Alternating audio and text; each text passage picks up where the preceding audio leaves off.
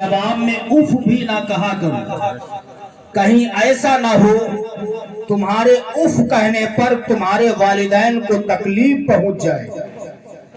अल्लाह रब्बुल इज्जत अपने माँ बाप से उफ कहने पर पाबंदी लगा रहा है। इस्लामी भाइयों, ज्यादा तवील गुफ्तगू नहीं, थोड़ी देर आप मोहब्बत से सुन लीजिए। ये मेरा कहना नहीं है, ये उलमाए किराम बैठे इनका कहना नहीं है, ये उस रब का फरमान है जिस रब ने हमारे आपके लिए आसमान को शामियाना बनाया। उस रब का फरमान है जिस रब ने हमारे आपके लिए जमीन को बिछौना बनाया है। ये उस रब का फरमान है जिस रब ने हमें आपको दो आंखें दी है। उस रब का फरमान है जिसने हमें आपको दो कान सुनने के लिए दिए हैं। उस रब का फरमान है जिसने हमारे मुंह में जबान दी है, जिससे हम अल्लाह का जिक्र करते हैं, इबादत और रियासत करते हैं, बुजुर्गाने दीन को मदद के लिए पुकारते हैं। ये उस रब का फरमान है। ऐ मेरे बंदे सुनो, अपने माँ बाप के जवाब में उफ भी ना कहा करो। रब ने उफ कहने पर पाबंदी लगा दी। ये कुरान पाक की आयत शरीफा है। हदीस मुस्तफा अपनी निगाहों के सामने रखे।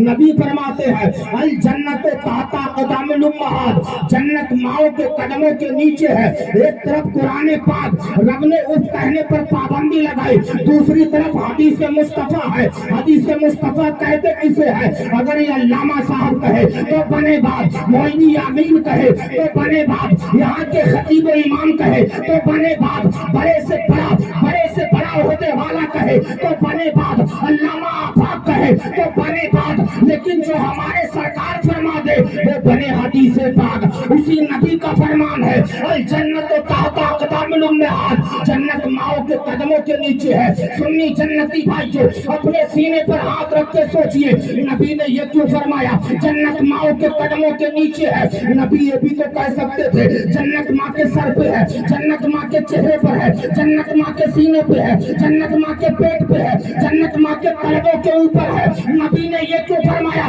जन्नत माँ के तलबों के नीचे है?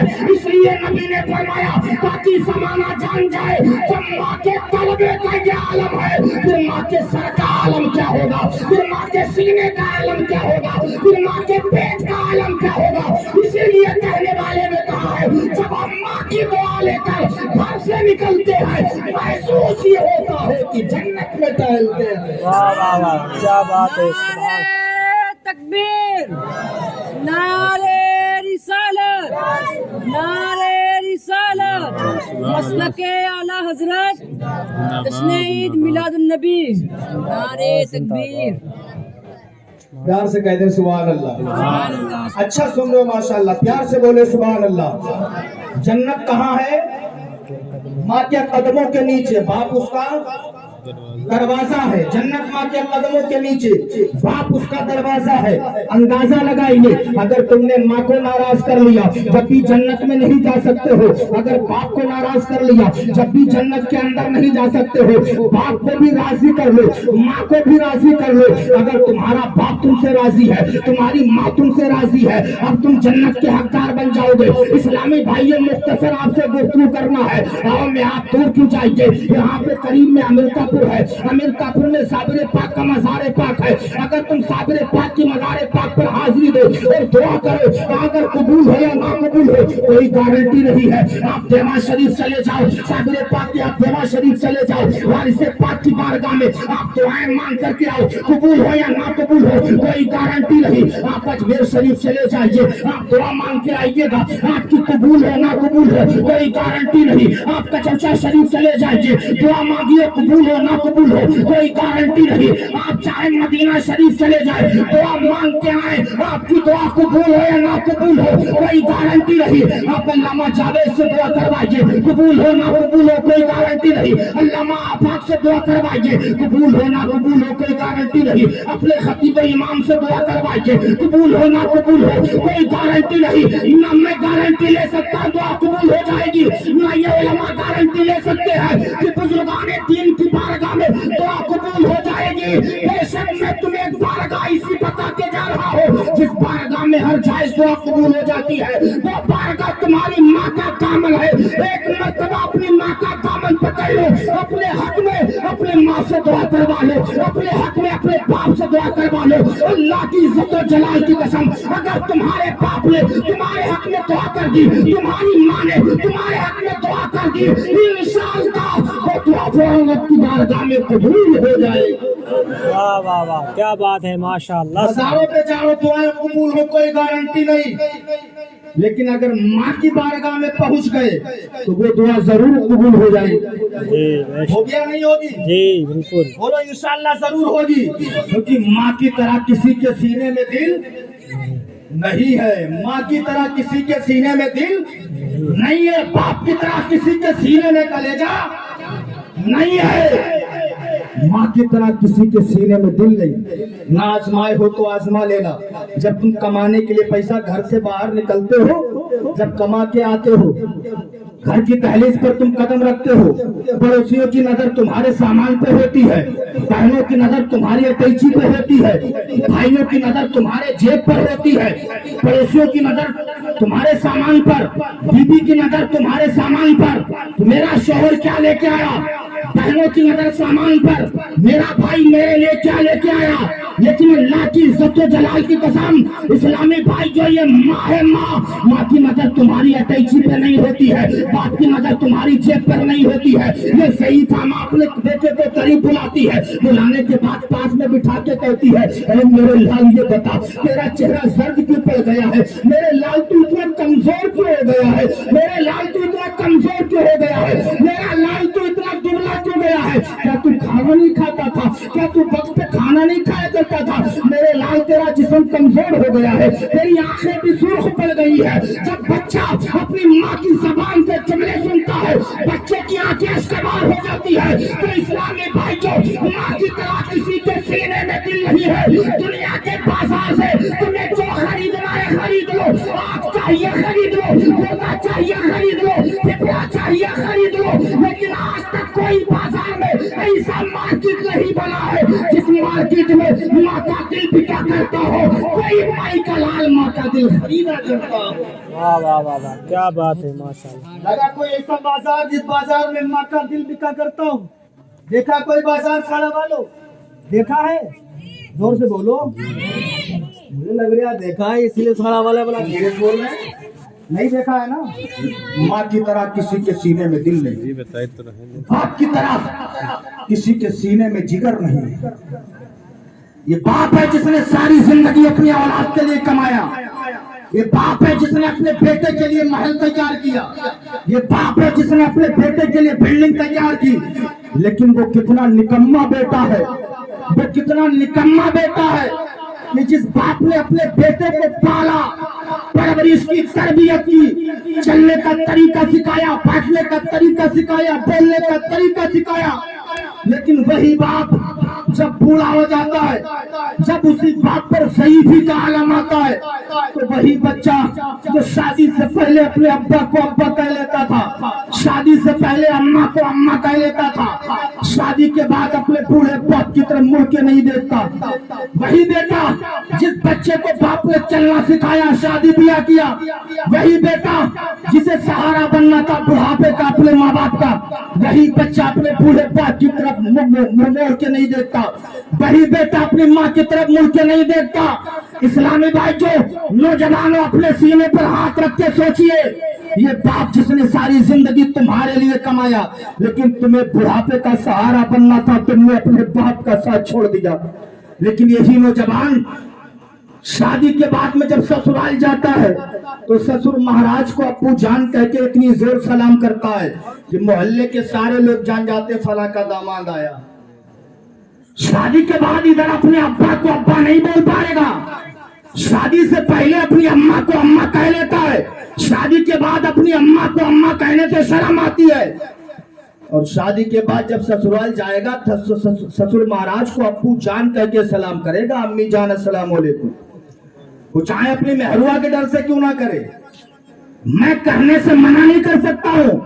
یہ تمہارا باپ جس نے کمایا، یہ تمہاری ماں جس نے کم و بیش 9 مہینے تک تمہیں اپنے پیٹ میں رکھا، 9 مہینے تک اپنے شکم میں رکھا، طرح طرح کی پریشانیاں ماں نے تمہارے لیے برداشت کی ہے، ذرا سوچئے جب سجدے کی حالت میں تم جاتے ہو، اگر 1 منٹ تک امام صاحب سجدہ لمبا کر دے تو آنکھوں میں خون آ جاتا ہے، جی آنکھیں سرخ پڑ جاتی ہیں، لیکن یہ ماں ہے جس نے 9 مہینے تک اپنے شکم میں بچے کو رکھا، طرح طرح کی پریشانیوں کو برداشت کیا، 2 سال تک اپنی چھاتیوں کا دودھ تمہیں پلایا، لیکن آج تم اپنی ماں کی طرف مڑ کے نہیں دیکھتے ہو، آج تم اپنے باپ کی طرف مڑ کے نہیں دیکھتے ہو۔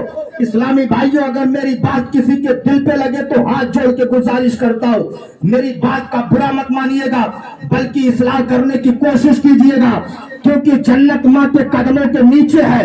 اگر ماں راضی ہے جبھی تم جنت کے حقدار بن جاؤ۔ بے شک ماں راضی ہے، باپ راضی ہے، ماں باپ کی رضا میں رب کی رضا ہے۔ جی سبحان کہیے سبحان اللہ، اور پیار سے بول دیں سبحان اللہ۔ اللہ تو یہ ماں ہے، ماں یہ باپ ہے جس نے ساری پریشانیاں تمہارے لیے برداشت کی ہیں۔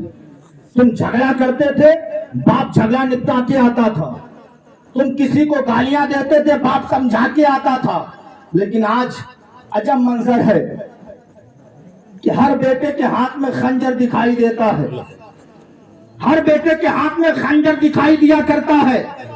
سنی اسلامی بھائیوں، اگر یہ چاہتے ہو کہ اللہ تمہیں کامیابی کی منزل پر گامزن کر دے، اللہ تمہیں کامیابی کے عہدے پر فائز کر دے، تو اپنے باپ کو راضی کر لو، ماں کو راضی کر لو، رب بھی تم سے راضی ہو جائے گا۔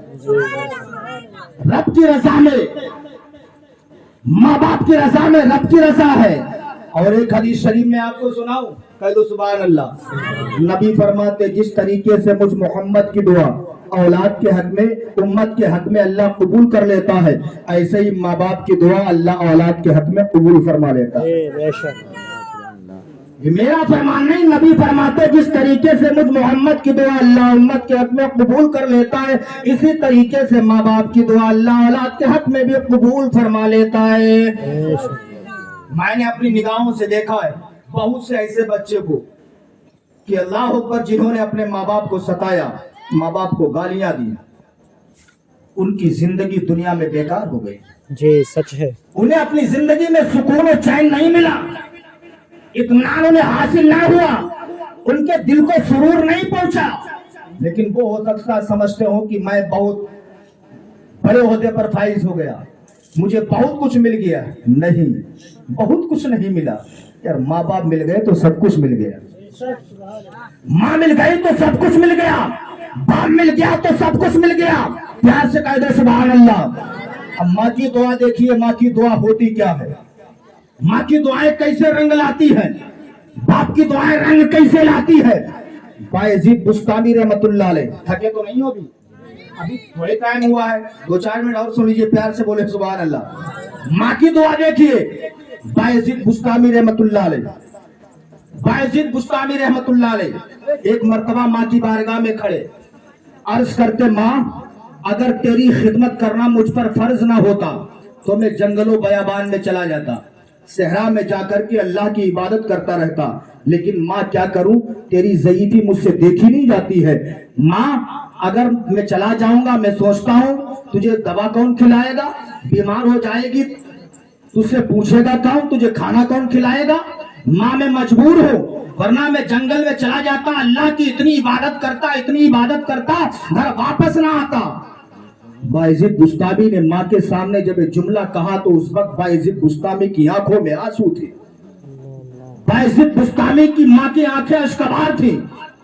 ماں نے کہا بیٹا جاؤ، تمہاری ضعیفہ ماں تمہیں اجازت دیتی ہے، بیٹا تم جنگل میں چلے جاؤ، اللہ کی عبادت کرتے رہنا۔ وہ ماں تھی، بایزید بستامی کی ماں نے اجازت دے دی۔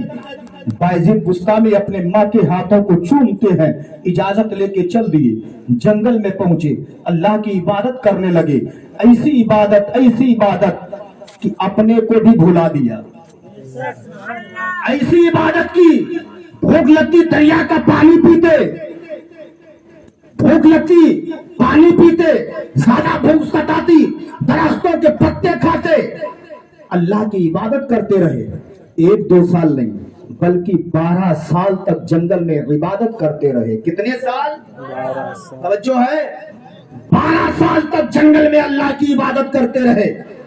12 साल के बाद सोचा लाओ इस जंगल से दूसरे जंगल में चला जाओ, वहां इबादत करूं। इस जंगल में तो 12 साल हो गए, लाओ इस जंगल से निकल के दूसरे जंगल में चला जाओ।